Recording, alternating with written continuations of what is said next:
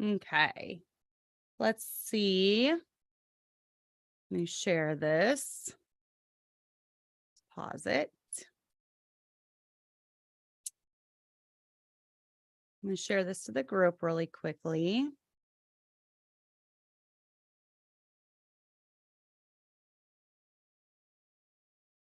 Okay.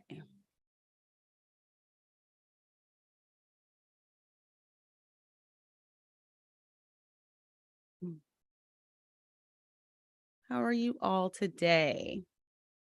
This microphone, hopefully it's okay. All right.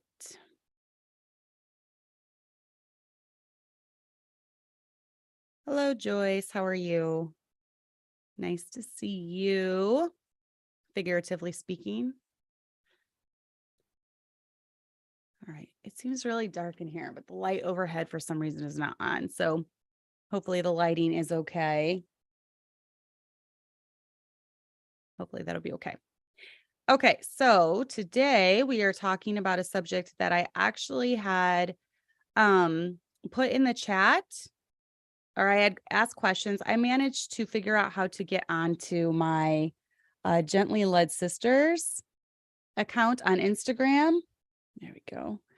And this was something that I started a poll with. I asked for topic discussions or topic suggestions. And this was one of them that someone suggested.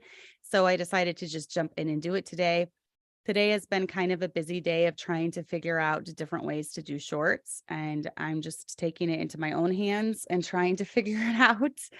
And it's been interesting. I finally decided I spent a long time trying to figure out YouTube shorts, couldn't figure it out.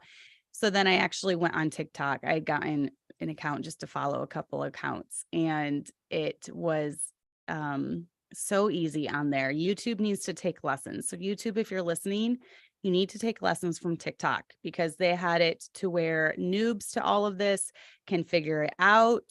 And yes, I was able to figure it out on TikTok. I know TikTok is not the greatest platform, but I will say the thing about it is that they have done a really good job of making it user friendly, and it's super easy to figure out. I wanted to be able to do voiceovers. I wanted to be able to add video and pictures and captions, and I was able to figure that out in literally less than 10 minutes on that platform. So I'm sorry, YouTube, you stink. You're behind when it comes to your shorts. So you need to figure out how to make it better, because there's people like me that are pretty illiterate when it comes to technology, and I need something very, very user friendly. So if you're listening to this, take note. But anyways, all that to say, today was a busy day, back to school, back to trying to figure out technology. And so here we are, and it's 3:00. It feels later, but I wanted to talk about, hello, Charlene, and hello, Kaylin. Yes, you can do dishes while you listen, which is nice. The majority, I don't know if you ladies are like this, but the majority of moms or whoever watches my show, whenever I watch things, I tend to do it when I'm doing things, chores, getting ready in the morning. And so I very rarely even watch it. I mainly listen to it as I'm doing it. So I don't know who else is like that, but that's what I do. But I wanted to talk today about overcoming mom guilt, specifically when it comes to fertility, pregnancy, having kids, nursing, postpartum. I'm not really going to touch on a lot of the other things, such as the mom guilt that we all deal with day in and day out. I didn't really even write that much down, just because, hey, Julia, I had to free write it today because my daughter started teaching piano and she's using my room. So she's using my computer. So I had to type it all or write it all out by freehand. So I don't have as much written down as I normally do. So I'm going to be doing just a lot of talking from the heart. This is one of my soapboxes because I've had 8 children. All 8 children, when it comes to pregnancies, labor, and deliveries, have all been completely different. And there are a lot of even platforms, people that have platforms maybe that are more well known, even in the Christian realm of things. There's one very well known She's older. She's a grandma now. One very well-known woman that stands against feminism. And a lot of her things that she puts out tends to be borderline mom shaming for people that maybe have to do things different or do things differently than her. And that is not why this channel exists. This channel does exist to give advice, mainly to help those that are newer to this and have no idea where to start. But along the way, I never want moms to feel like they should be doing something I'm doing, or they should be doing something one of their mom friends are doing, or they should be, just, I don't know, under a load of guilt because they're not doing things up to par by whoever that is, whoever the leading guru of the subject is, whether that's a pastor, whether that's another homemaker with a platform. This channel exists for encouragement. It was started, by two moms in the trenches right along with you with lots of littles and lots of coffee. That's why it was started. So believe me, I never want to mom shame. I'm here to offer advice from experience, but if you do things differently than me, that's okay. And that's what the new reel is about. I took little snippets of a Facebook post that I wrote this week, and I kind of just put it into a short, and you can check that out. It's the newest short that I just did. I just uploaded it like, I don't know, an hour ago or something. It's just a little snippet, and I'm going to read the whole thing at the end of this program today, because I've kind of been thinking about this a lot. And so I was glad when someone put in the Instagram post, they said, can you please talk about overcoming, feelings like things didn't go as you planned, basically. So that is what I'm going to do today. Let me see, trying to get the live chat up here. It's not keeping up for some reason. Oh, there we go. Okay. People do assume motive, Joyce, and I think a lot of it is because my husband was talking about this yesterday, just about out of the abundance of the heart, the mouth speaketh. And a lot of times when people do judgment calls, they are revealing what is in their heart about, and this is specifically judgment calls about other people. They are revealing what's in their heart when it comes to different things. So let's talk about mom guilt, though, regarding certain situations. And like I said, I'm going to be focusing primarily on pregnancy, childbirth, postpartum. Those are the things I'm going to be primarily focusing on. But I wanted to touch about, I will try to get to that in a minute, Gaming Moose. But that's a loaded subject. Can I ask what to do if my parents don't like my girlfriend? That is a loaded subject and kind of another subject for another day.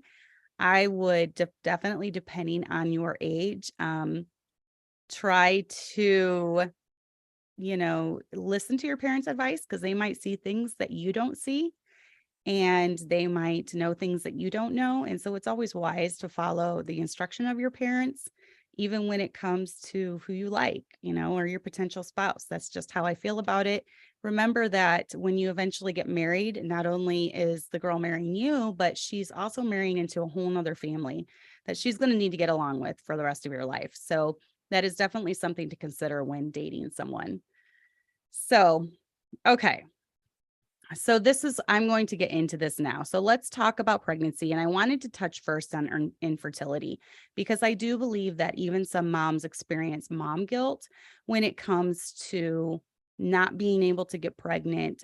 Maybe it comes to, even some women might feel guilty because they get pregnant too easily. Maybe they have a loved one that's struggling with infertility, and here they are, that would be someone like me, able to just get pregnant at the drop of the hat. I remember when I was pregnant with my first, second, and third, my best friend had not been able to conceive. And it was I almost felt very guilty, telling her I was pregnant. I felt bad, because I had to tell her that I was pregnant, and she wasn't able to. And, so there's two sides to everything, right? There's always different situations for different people. But when it comes to infertility, if you've not been able to conceive yet, and it is on your heart, and you really want God to bless you with the baby, realize that you are not alone. There have been women, even in the Bible, that have struggled with infertility, and it's not their fault. We know that God opens and closes the womb. The Bible specifically tells us that he opens and closes the womb. And we don't know why he does what he does sometimes. He might be trying to teach you some things in your life, mold you into what he wants to make you. He might want you to wait for a specific reason. For some reason, he might want you to go through that so that when you are able to conceive and have a baby, you can help other women who are going through that. There's so many things that we just don't know about because we're not sovereign, we're not God. So just realize, try to take some common sense approaches to it. Definitely. I don't think there's anything wrong with going to the doctor. I don't think there's anything wrong with seeing if, everything on your end is working okay, if you're ovulating. I don't think there's anything wrong with that. Even for your husband, if he wants to go see if everything's okay on his end, functioning okay, and everything's right. I do not think that there is anything wrong with that, for sure. And do your research, look into, I know today in the day and age we live in, with all the chemicals and with everything that they're putting in our food, with the jab, which is specifically aimed at fertile women, there are definitely things that are going on that could make it harder to conceive. So I would definitely look into that and try to see if maybe there are detoxes you can do. Maybe there are herbs that you can take, different things like that. My oldest son is trying to call me, so I need to text him and tell him I am doing GLS. He's called me twice now. So there are different things that you can. I am actually on, because I have hormonal issues, as far as just regulating hormones. I'm on chasteberry, Vitex. It's also called Vitex. Someone just posted in the Gently Led Sisters, Angeli did, in the Gently Led Sisters group the other day, that she posted like the medical word for it and said that she had been taking it and been helping her. I didn't realize it was chasteberry, but chasteberry really helps a lot. I have a pill that I have recommended, and many women have gotten pregnant taking it, called Conception, and it's just off Amazon. It's chock full of good stuff.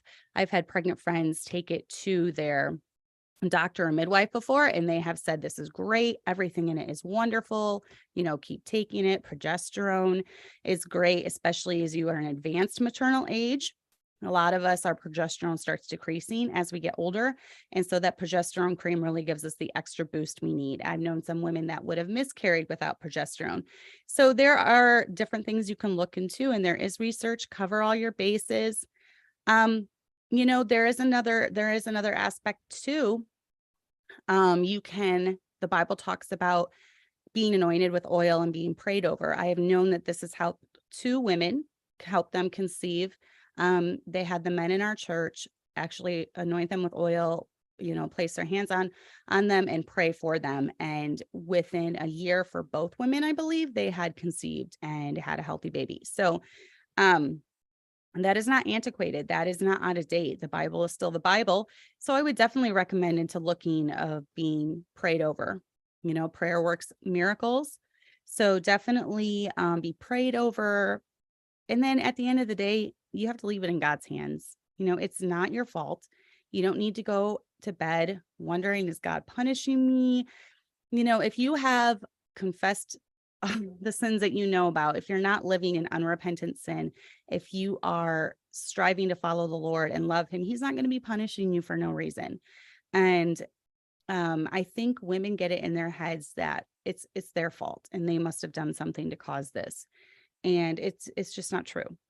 So God does open and close the womb. For what reason he does or what reason he doesn't, we don't know, and we might not know until we get to heaven. So it's just better not to live with this feeling of just guilt and doubt over you. And I have not struggled with infertility long term. So I know it's tough, and I know it's something I've never gone through, but I have had very close friends and family members struggle with it. So I have seen their journey. I have seen their struggle. So I can sympathize. And I just want everyone that's struggling with it to know you did not bring this on yourself. So it is not your fault. But let's talk about I like that, Charlene. She said the Lord showed her this verse, Genesis 18:14, is anything too hard for the Lord? At the time appointed, I will return unto thee according to the time of life. That's very pretty. And then, yes. Anne said, between birth control to help horrible cycle issues, right as I began that point in life, to the push for the HPV jab back then, I'm convinced that is the cause of many young women my age who struggle. I am too. I definitely am. I think that a lot of the jabs that they push are for population control. That's my personal opinion about it. And I do believe that this recent jab was definitely for population control, considering how much Bill Gates pushed it. And, ghosts, if you start going down those rabbit trails, you're going to find a lot of stuff. So go ahead and do it if you really want to research it. But I would definitely be wary of all of the things that they're pushing nowadays in the medical establishment. And do know, I almost did today's show on the dangers of birth control pills and the dangers of hormonal birth control.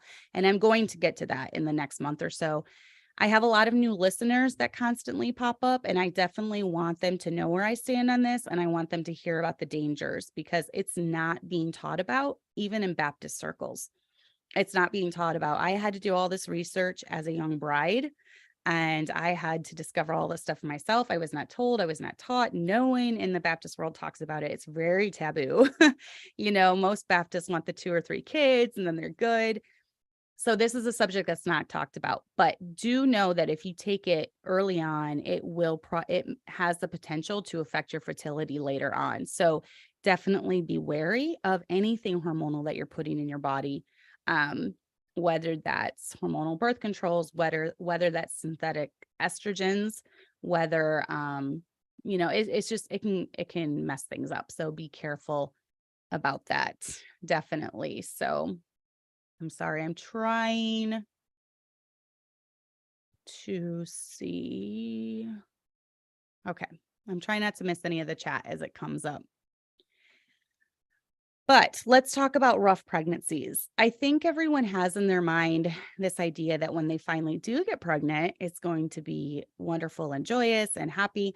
And I've even seen some things where there's this belief that because so many women struggle with infertility, that when someone is pregnant, they should never complain about it. They should always be happy because at least they can get pregnant. Well, here's the thing. We all have struggles in our life and we all have different obstacles. And someone might have the obstacle of not being able to get pregnant. They might struggle with infertility. Someone might have the obstacle of having hypermesis when they get pregnant, where they're throwing up every 3 minutes. And that's horrible in and of itself.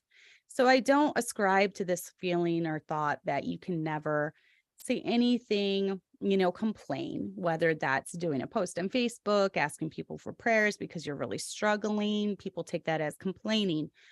I don't believe that. I think that we all, most of us were pretty wrapped up in our own worlds. And when we're going through something, it's pretty big to us. So those who are infertile, they think that that's the biggest trial. Those who are throwing up every 3 minutes and have to be hospitalized with IVs because they just can't keep down food for their baby, they think that that's the biggest struggle they're going through. Those who have lost a loved one think that that's the biggest struggle they've gone through. We all have struggles. So let's just all be a little kind when it comes to each other. And let's try to encourage each other and pray for each other, offer to help each other out. I'm at a point in my life where I can't give a lot of my time, but I can pray. I'm pretty much, my time's maxed out right now when it comes to life, but I can pray. I can pray as I go about my day. I can pray when I'm driving. I can pray when I'm in the shower. There's lots of opportunities to pray, and that's easy and anyone can do it. If you're bedridden, you can pray. If you're puking, you can pray. If you're cooking, you can pray. Everyone can pray. So definitely keep that in mind. Everyone is different when it comes to different pregnancies. Pregnancy is hard. It's not my cup of tea. I don't like it. And I'll be the first to admit it. I'm sorry if that offends you, but pregnancy is hard. The Bible talks about our sorrow being multiplied when it comes to conception and childbirth and all that. And I think for some women, they got it really bad.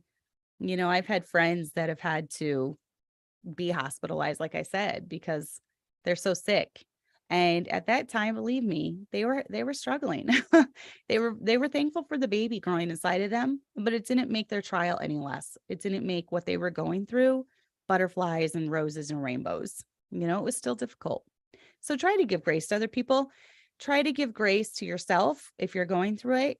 Readjust your mindset. That's my new saying, not lower your expectations. That's not what I've even been meaning all these years when I've talked about lowering your expectations. It's not that you don't have expectations, but it's that you're readjusting your mindset for what season you're going through. If you are 9 months pregnant and you have babies and you are, you're in the midst of a super, super busy season. So at that point, your mindset might be, this is a good day when I keep my kids alive. This is a good day when I feed my kids. This is a good day when I cuddle with my kids. This is a good day, that I got one load of laundry done. You're readjusting your mindset to fit with whatever season of life that you're in at the time. So that's my biggest advice for that. And then realize it is just a season. It's 9 months. I've never known of a woman that's been pregnant forever. So eventually it will end. And I tell myself this all the time when I'm like 36 weeks pregnant. That's when it gets really, really intense for me. It's 36 weeks pregnant. And I'm like, why did I do this again? But no one has ever been pregnant forever.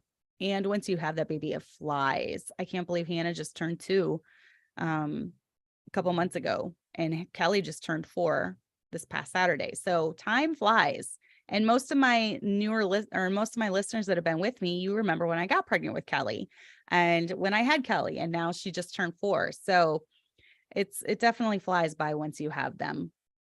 Oh, I'm sorry, Anne. Yes, it is tough. I remember there being many days when I was newly pregnant where I sat on the couch with whatever babies I had at the time, and I ate saltines the whole day and hot tea. And that was really all I could do. But at the end of the day, it was a successful day because my kids were happy. My kids were fed. They had lots of cuddles from mom. So it was a successful day. So definitely readjust your mindset when you're in this season. Let's talk about rough deliveries. So rough deliveries, and if you ladies have any questions or anything, go ahead and leave them in the comments. Yeah, Kaylin, that's going to be tough. I understand you're in a position where you probably have to listen to your parents and get them. There are detox protocols that you can do. Nicole would know more of those. There are things that you can take if you have to get the jabs. There are things that you can take while you are taking them to help kind of alleviate some of the symptoms and some of the things that happens. I know high doses of vitamin C is one of them. I've not really looked into it lately because none of us have gotten them in years and years. So, but if you are going to have to, there are different even non-toxic groups on Facebook that you can join, or natural living Facebook groups. And if you have to get a jab for your job or whatever reason, you can ask in there, what are some things I can do to help alleviate symptoms or help alleviate the toxicity of these jabs? And they will give you suggestions. So I would definitely look at detoxing if you've had to, and that can definitely mess up your cycles and everything that goes along with that. So, yeah, there are things that you can do if you've absolutely had to get them. So keep that in mind as well. But let's talk about rough deliveries. I've had a couple pretty bad deliveries, and it actually made me very traumatized for the next one.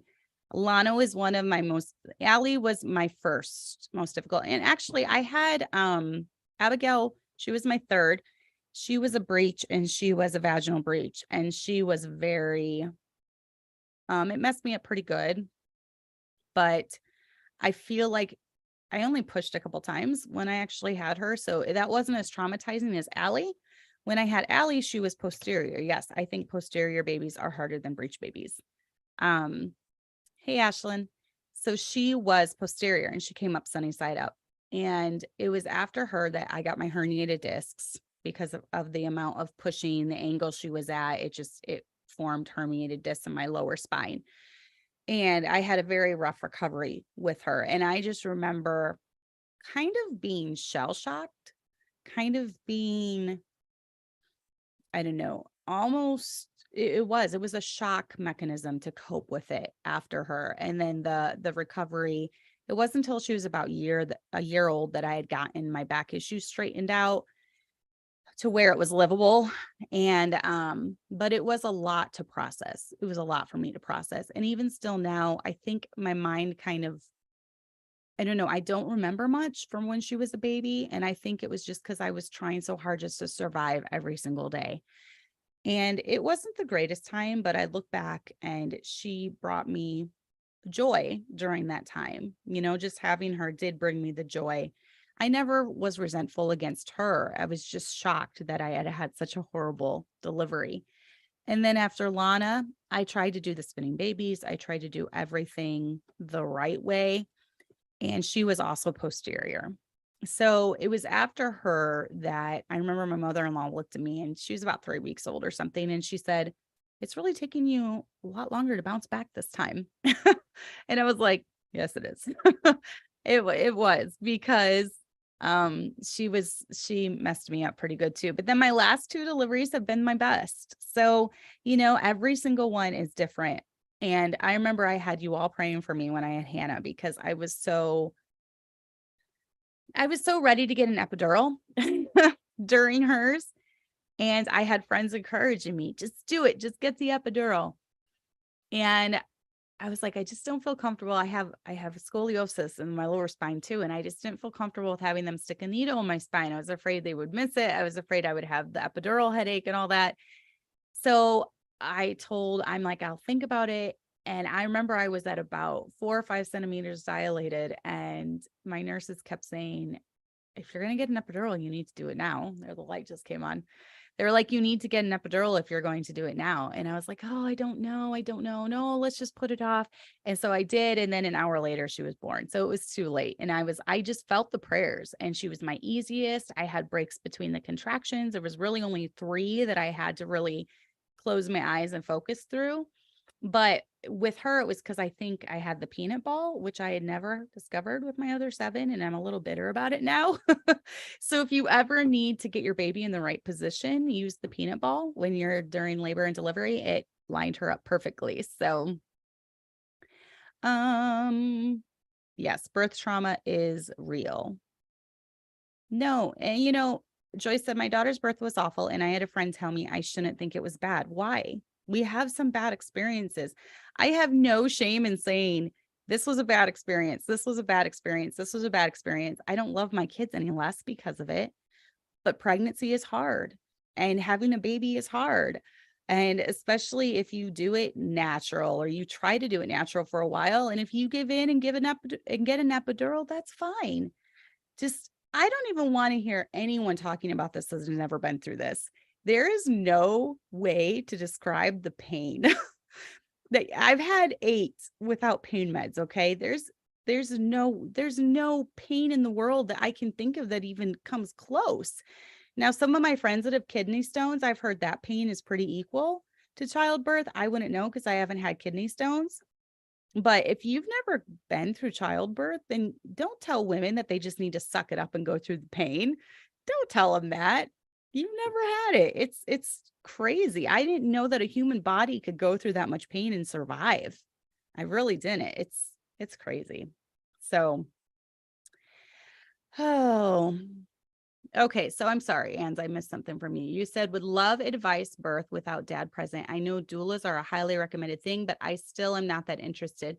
Mainly looking for strength and mindset for the emotions that follow. Yes, there are some amazing doulas. I am not one that would have any. I've only ever had my husband and my midwife in there with me when I've had babies. But I do know that there are some friends, if my husband was okay with it right now in my life, that I would love to have there with me if I ever had another baby.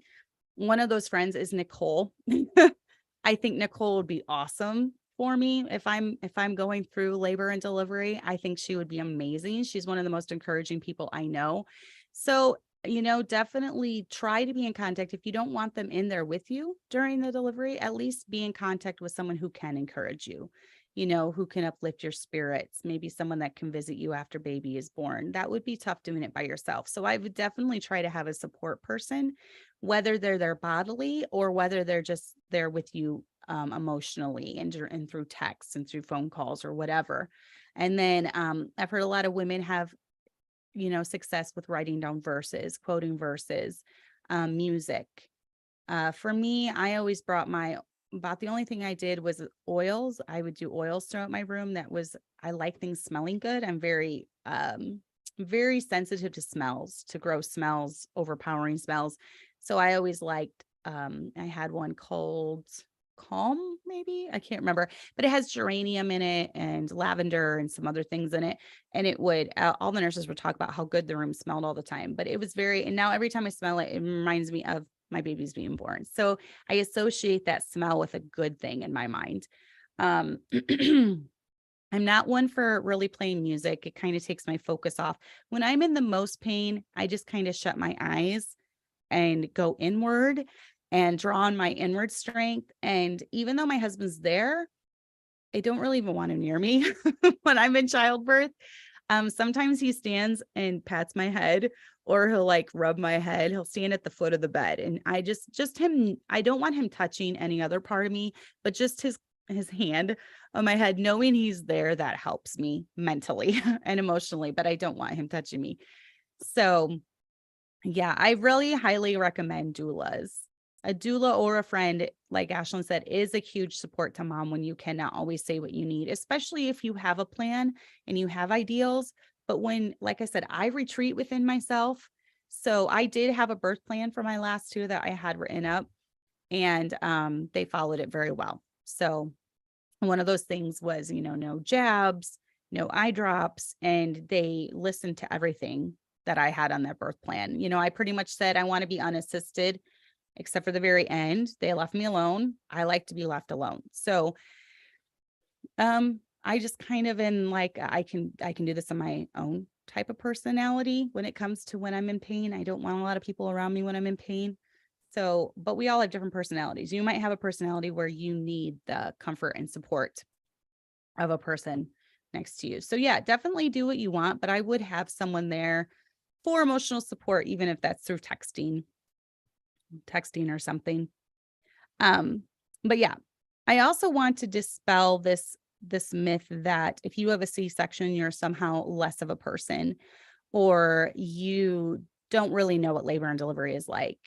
Because honestly, I've heard many horror stories, and my best friend has said all C-sections was all 6 of hers. And she's had a much rougher time recovering than me. She can't lift things for a really long time, where I bounce back pretty quickly, usually about 4 weeks, I'm good to go.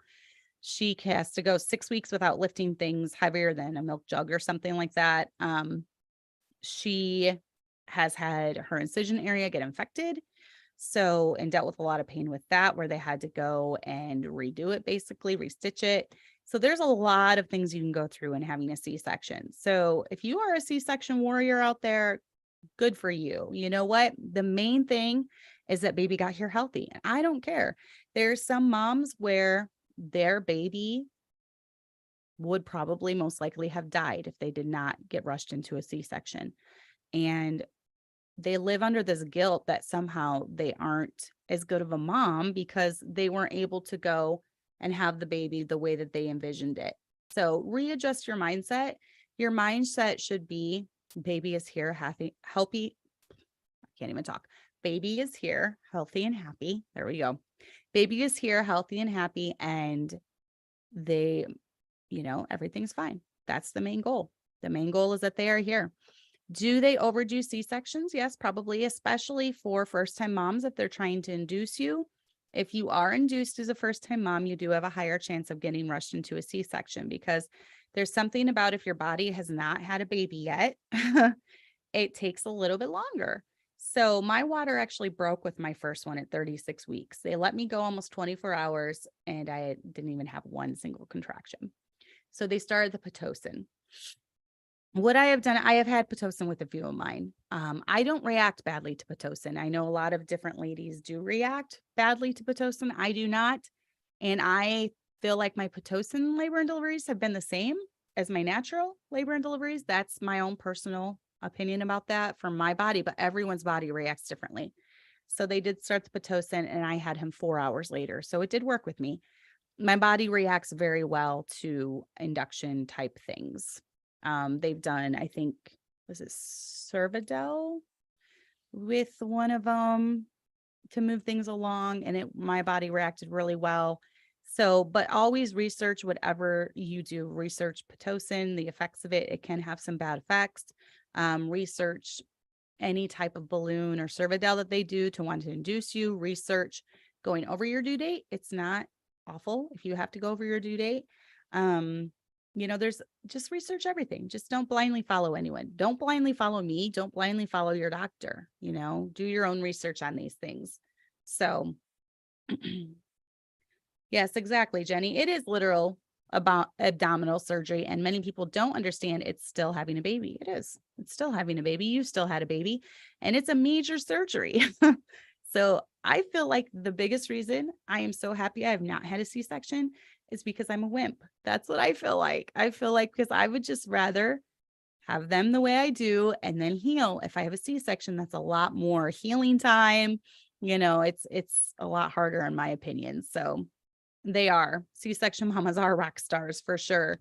The things that we go through to bring babies into this world, don't ever take that lightly. Don't ever make someone make you feel like you are less because of the way that you had your baby, whether that's a C-section, whether that's vaginal birth, whether that's forceps, whatever it is.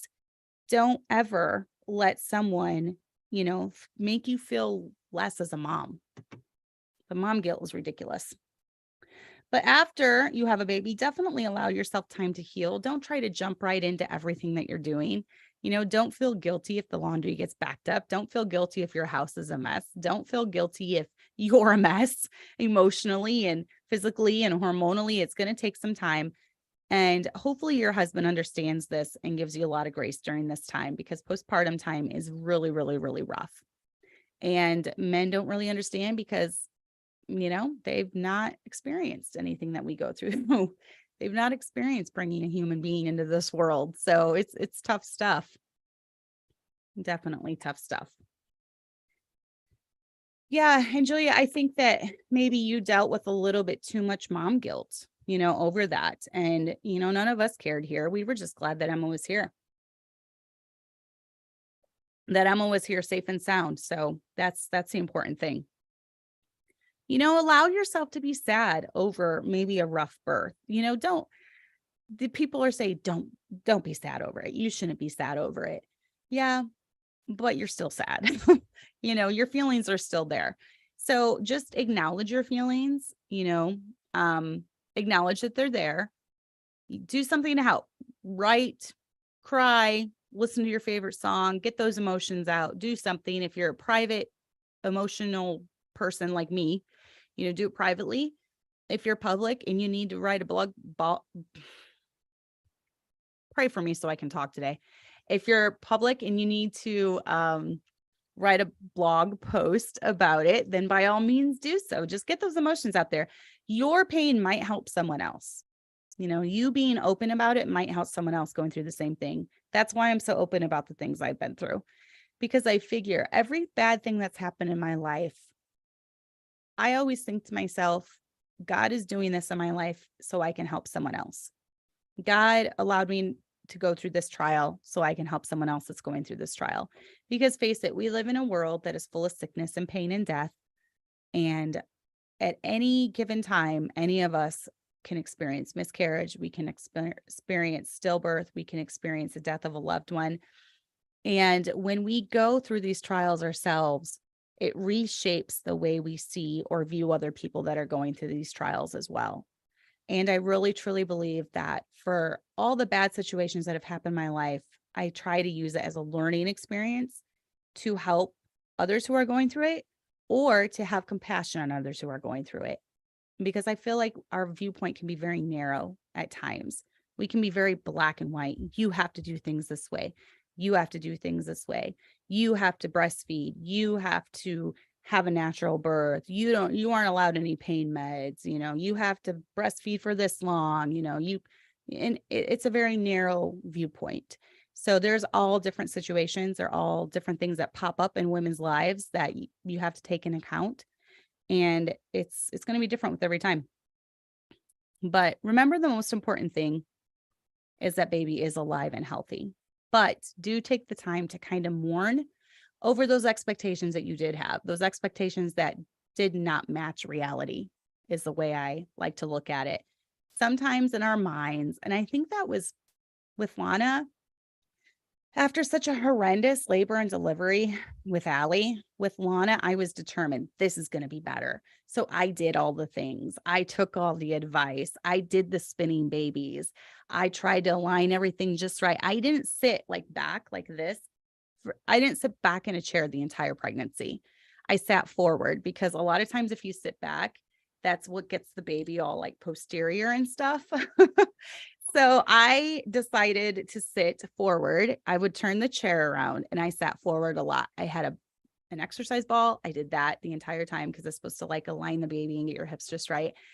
I did all the things and it was so traumatic. I remember when she was finally born, after 2 or 3 hours of pushing, they laid her on me and I just said, "Thank you, Lord. Thank you, Lord." They, like, over and over. I couldn't stop saying it because it was over. She was there.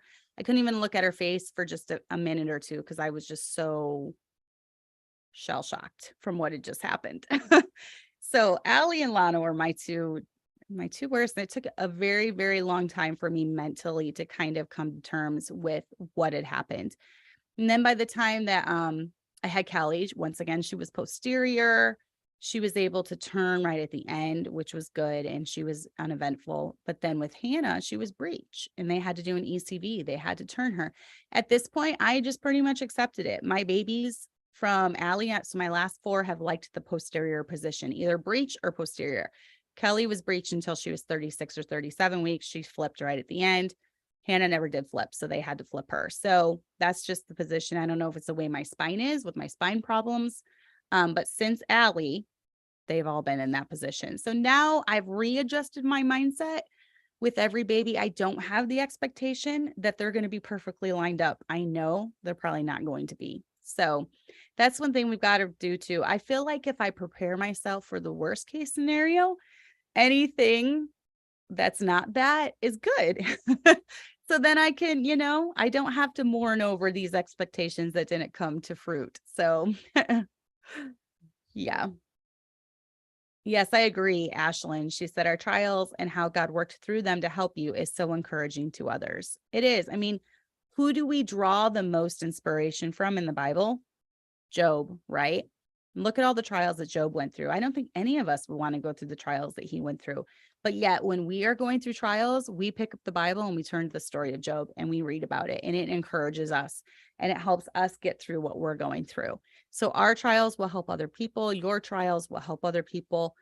It all works together for good. So then what about a rough postpartum? Postpartum is very tough. And especially when it comes to expectations, when it comes to maybe nursing. I think this is one area where I needed to readjust my mindset that I didn't in advance. If I ever had another one, I would just think to myself, nursing is going to stink. And then I don't have any expectations. But I figured by number 8, everything would be hunky dory and it would be great. Because she was such a fast delivery, though, my milk, it didn't trigger something in my body. And this is something that happens a lot after C-sections or a very fast delivery. It is scientific. You can look it up. It's very scientific. We need all the hormones that our body is releasing through our labor and our delivery to trigger your milk. And because it was so fast from the time they broke my water till the time she was born, it was an hour. And so because of that, it didn't trigger whatever it was to start my milk. Usually by day 3, my milk is in. My milk did not come in until day 5. And because of that, I did have to supplement at first. And I just had it in my head that this was going to be easy. This is number 8. I've nursed all of my babies, no problem. I've never had to supplement formula in the early days. And so that was hard for me to come to terms with. And then that just started our downhill journey of her wanting bottle over breast. And I remember during that time, I was listening to a sermon And the preacher said, if you're doing things the way you should do as a mom, you'll be breastfeeding that baby. And that was just like a ton of bricks hit me. If you are doing things the way you should as a mom. So I'm less of a mom if I'm not breastfeeding, but I've been pouring. I remember my husband would come home and I would be bawling, and I'm not a crier. And he would tell me, you don't have to breastfeed. The baby will be fed if you give her a bottle. He didn't care. He was on board with whatever I decided to do. He was on board if I decided to keep on breastfeeding. He was on board if I decided to bottle feed. He didn't care. The most important thing was that the baby was fed. Realize that for me, nursing has gotten harder actually as I've gotten older because my milk supply has taken a hit. I don't know what it is, but the older I have gotten, the lower my milk supply is. My milk came in super, super late this last time. 5 days is too long for a baby to go off of just the colostrum. So I did have to supplement at first with her. And I felt so guilty because here's the mom guilt. I felt so guilty because she just gulped down that first bottle like nothing. And she was starving. She gulped down that 1 ounce or 2 ounces or whatever it was as a newborn. And I just remember feeling guilty over that. So just remember that fed is the best when it comes to babies, and don't allow some well-meaning, family member, some well-meaning man that's never gone through having a child or breastfeeding or any of that to tell you what to do. It's kind of weird to me when men try telling women how to do things when it comes to nursing or pregnancy or any of that because they've never been through it. But just research what you can when it comes to nursing, but ditch the mom guilt. If you have to bottle feed, you have to bottle feed. If you have to, supplement, you have to supplement. It's not a big deal. At the end of the day, the baby is fed. So I found that those who shame other women when it comes to different things, they, one, have no experience themselves. Maybe they've never been through it. In their head, it's black and white. This is what should be done. This is what should not be done. And so they have no experience themselves. Maybe, they've forced things to happen because, and that was my problem with Hannah. In hindsight, I should have just fed her bottles and given up nursing. Honestly, I put myself through so much stress during that time and so much anguish and just so much mom guilt that I should have just given her the bottles. It's not a big deal. And I'm saying that now because my hormones are fine now. My hormones are leveled out. I'm not postpartum. So I have logic now. And logically, I should have just fed her the bottles. But I was so determined to make it work. I was doing triple feeding. I was trying to nurse for an hour. She could not latch. So then I would give her the bottle and then I would pump. That's exhausting. My whole day was focused around that. So yes, I forced it to happen. By 6 weeks, she was finally nursing. I did force it to happen.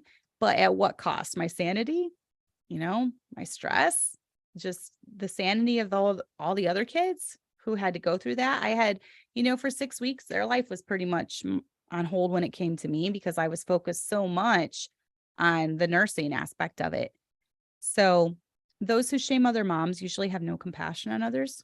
They have no grace. They have no compassion. Life is the reality of only their experiences, but no one else's matters. So, it's just black and white. If you do this, this will happen. If you do this, this will happen. Well, there's a lot of variables that are in there. A mother's age, a mother's physical stamina or physical health when she had the baby plays into a lot of things when it comes to nursing and postpartum recovery. There's a lot that plays into that. How many other kids she has in the home.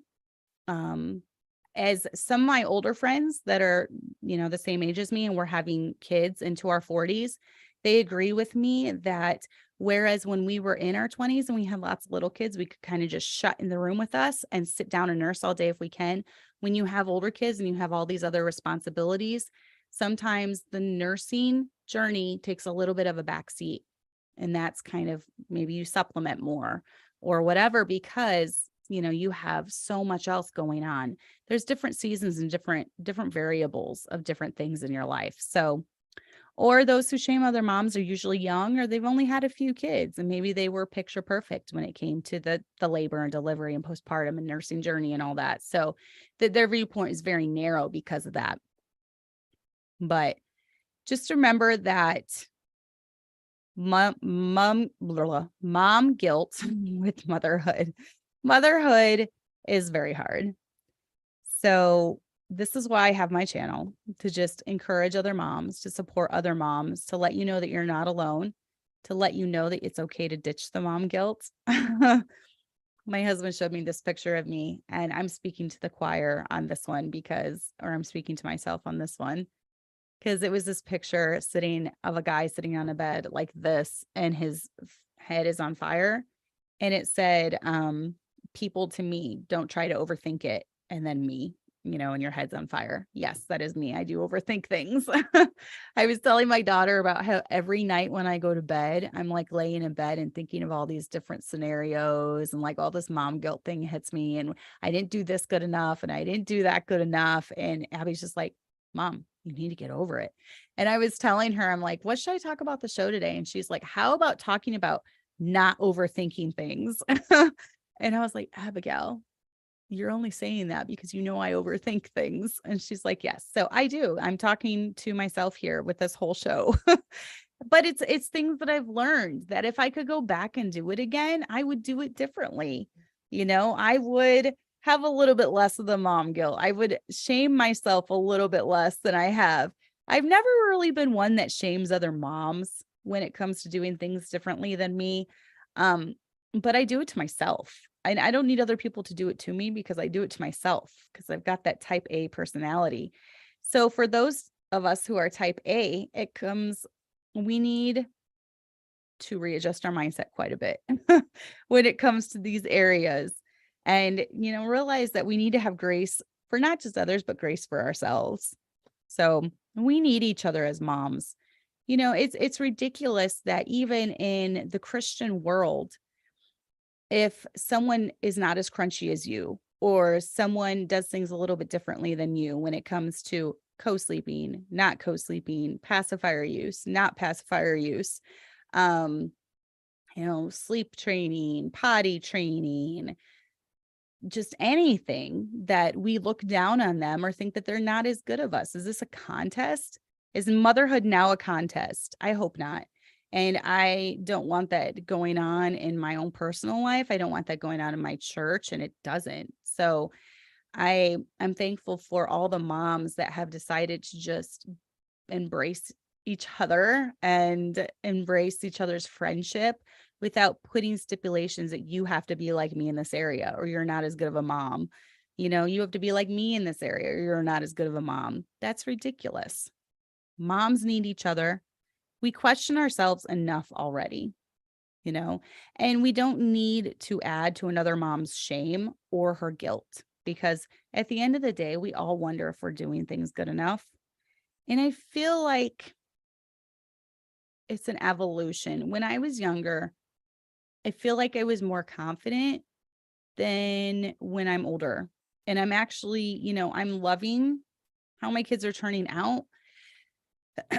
But I feel like I have more doubts now as I've gotten older. And I think it's just a matter of realizing that we don't have all the answers, and that's okay. And realizing that our kids have wills of their own, and that's okay. And our kids are going to make different decisions than maybe we would for them, and that's okay. And realizing that not everything is going to play out like we thought it would in our head when we got those 2 positive lines on the stick, and that's okay. It's okay. So I think we all just need to take a big breath and breathe in, breathe out, release that tension, release that guilt, and release those expectations that we had that don't match our reality, and realize that the life that God has given us is beautiful. And just because you have a bad day, today wasn't the greatest day for me. Just because you have a bad day, it does not make it a bad life. So we've got to remember that. Megan said, I haven't been able to nurse any of my 6 kids. Anguish is spot on. It crushed me every time and robbed me of so much joy. And Would you say that some of that has to do with you thinking of the expectations people had on you as a mom, thinking that you were expected to nurse? Or, you know, be careful surrounding yourself with those who do expect things out of you that you're not able to give, or even that base their friendship on their expectations of what they think you should do or how you should run your home or what you should do. It can be very stifling, and it can bring a lot of, despondency into your life, having to live up to those expectations. So, yes, and I think the mom shaming or the mom guilt that we feel, it does rob us of so much joy. So, I think for all of us this year, we need to just decide that we're going to be the best mom and best wife that we can be. But at the end of the day, we leave it in God's hands, because none of us are perfect. None of us have it all together. And, you know, what you devote yourself to in one area, another area has to slip. Those weeks that I was devoting myself, I was going to get this nursing. I was going to get it. And I did. But then those 6 weeks, a lot of other stuff had to fall along the side to make that happen, and even just relationships with other kids were a little not as strong as they were during that time, because I was so focused on that one aspect of my life. So I agree, Ashlyn. She said, we all need to remember to be more confident in who we are, what we are doing, while still being open to change to make our lives better, easier, and better servants of the Lord. Yes, I agree. And then Joyce said, just because doing A often causes B to go wrong, it doesn't mean if B happens, you did A wrong. Yes, exactly. And I agree. It is about balance, managing expectations, and seeking to best honor the Lord and serve our families with love and care they need and deserve. And Megan said, I deeply desired it for the relationship with my baby. I also believed it was my only option for preventing another pregnancy. Oof, that would be tough. I don't agree that that's your only other option, because it doesn't work for everyone. I don't care what people say, the LAM method does not work for every other woman.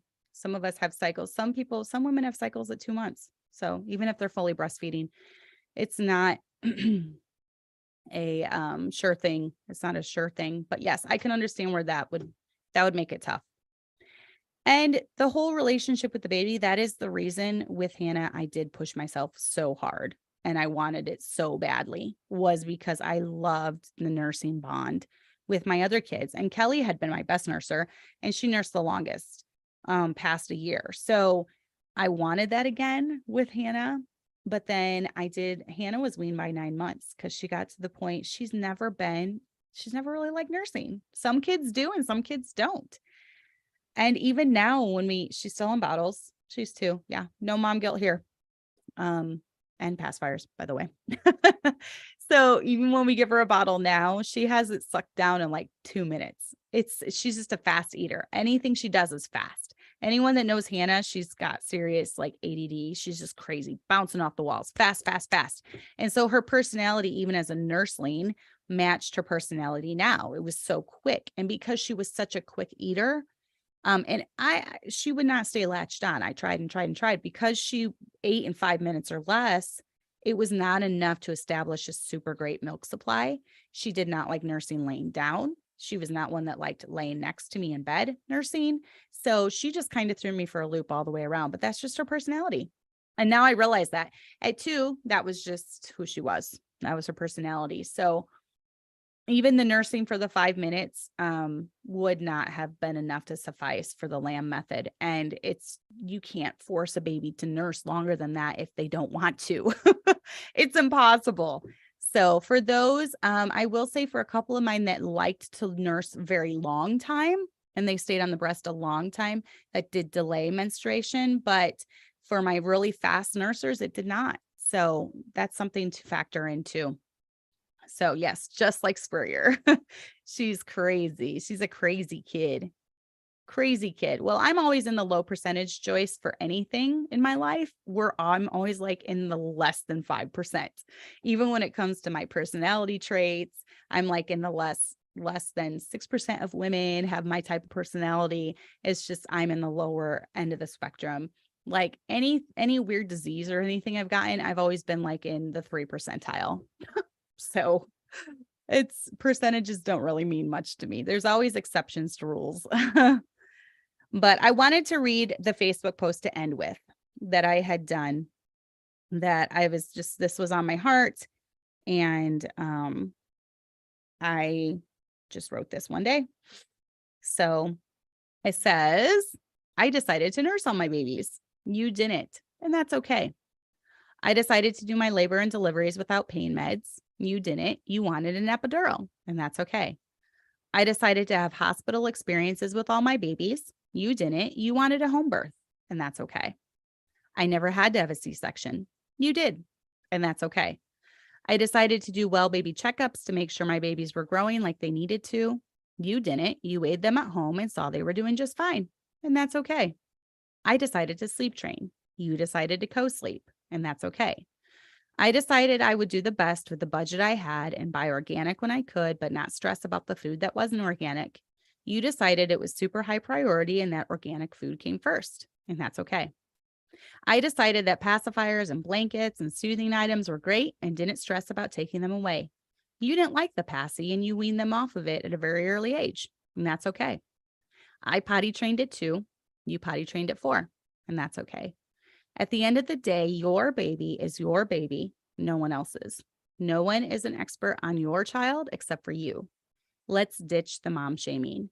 What works for you might not work for my family, and what works for my family might not work for your family.